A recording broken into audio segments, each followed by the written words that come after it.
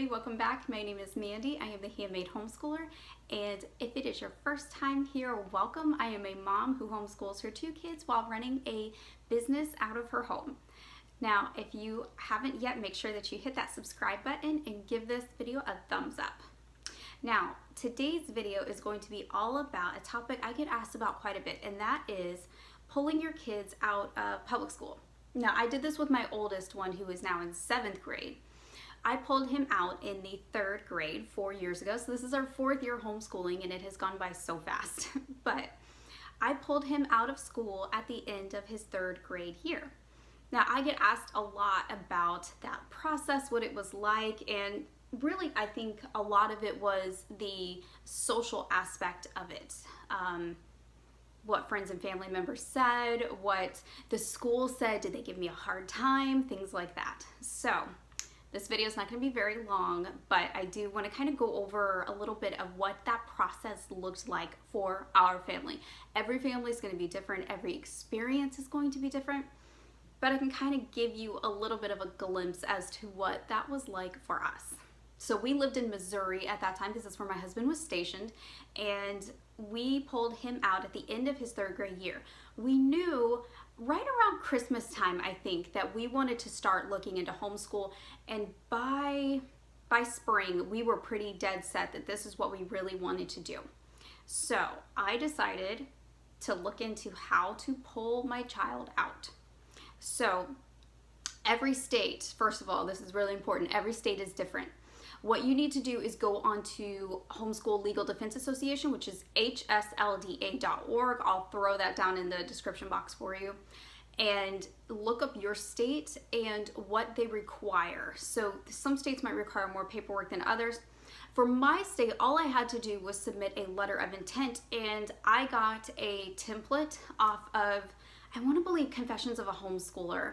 And I took her template, I filled it out and reworded some of the things, and I had a letter of intent. Missouri is one of those states where it's really super easy to homeschool. Almost everything is completely off grid over there, so I didn't have to worry about a whole lot. But there was the social aspect of it. So my child had been going to that school for 2 years already, so he pretty much knew everybody. It's a real, being in a military community, it's a really small town type feel on some of the smaller bases. So we knew a lot of the teachers, we knew a lot of the staff, and I think they were a little bit shocked at first when I told them. All I did was take my letter of intent down to the principal's office at the end of the year. I gave them the letter of intent, and I requested to have his records. I do suggest that you request getting your child's school records, because in that you will have all the paperwork for the prior years that you were not homeschooling your child.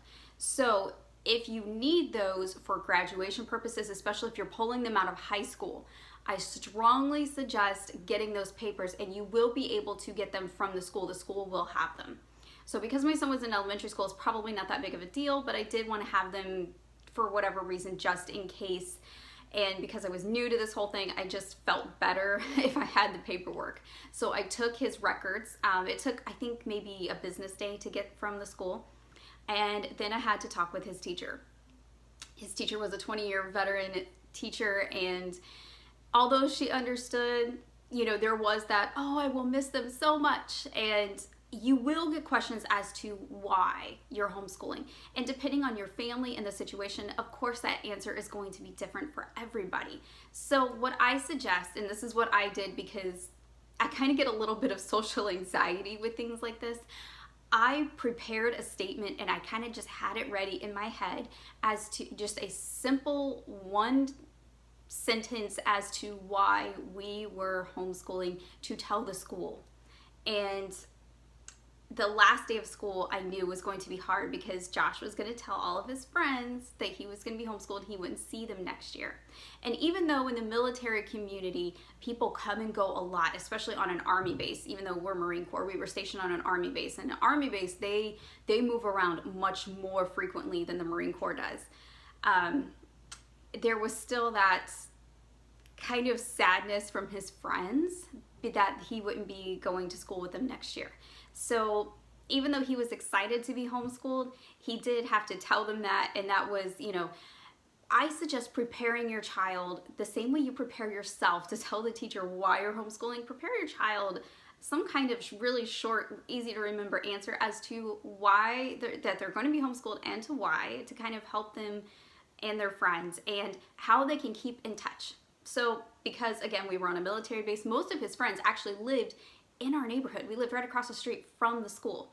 So a lot of his friends were still right there, and actually our best friends were next door. So that really helped out a lot. But I know that's not going to be the same situation for everybody. So I suggest having something prepared and something to where they can keep in touch, whether that is through email or through play dates coming over, just something. Give them something that they can keep in touch with the friends that they have made, and that will make the transition a lot easier for you and for them, knowing that they're not ever going to not see their friends again. So that's something that I really suggest with that.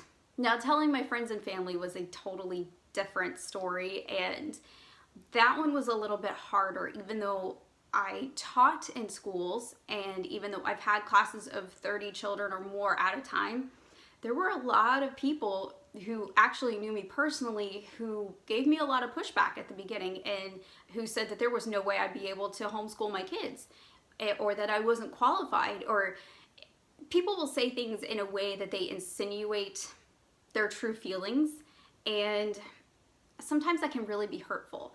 Now, whatever the school said to me wouldn't hurt my feelings, but the things from family members and friends, those can sting a little bit. So again, I do suggest having something prepared for those people, depending on the situation and who you're talking to, as to why you're homeschooling, and maybe even a plan for how you're going to do it, so they know that you're not just pulling your kids out so you guys can play all day, that you actually have a plan for this, and that homeschooling doesn't really come with the stigma that it used to. And I will say that a lot of parents are homeschooling, or even doing programs like K-12 on the computer now, and that is associated with public schooling. But a lot of parents are actually schooling at home now, whether that is through a public institution or through homeschooling. So homeschooling is not as taboo, I think, as it used to be, which is great, which works out a lot better for us people, if you know what I mean. But just make sure that you have something prepared, and especially, if you're a Christian, if you have a church where people also homeschool, that is such a great place to get tips, ideas, and to have that community that you're going to need to help you. So if you're not yet, check out the Moms of Masterbooks face group if you're using Masterbooks or even thinking about using it, because those people will rally around you and be your people. And they are really, really supportive in there. There's also some other groups on Facebook, but actually Moms of Masterbooks is my favorite one. So I hope that helps you guys and gives you guys some tips and some ideas kind of going into the new school year. And you might have to tell some people that you're homeschooling and what that experience might look like. So just remember, your family members and friends are going to be different than the cashier at Walmart, but you will get questions. So make sure that you have some kind of answer prepared. And I will make another video that kind of outlines kind of some of the things that I have told people, especially when strangers come up to me and ask. So let me know what you told everybody down in the comments, because I would love to see and read those stories. So I hope you guys have a great rest of your day, and make sure that you guys like and subscribe to my channel. I will see you guys in the next video. Bye.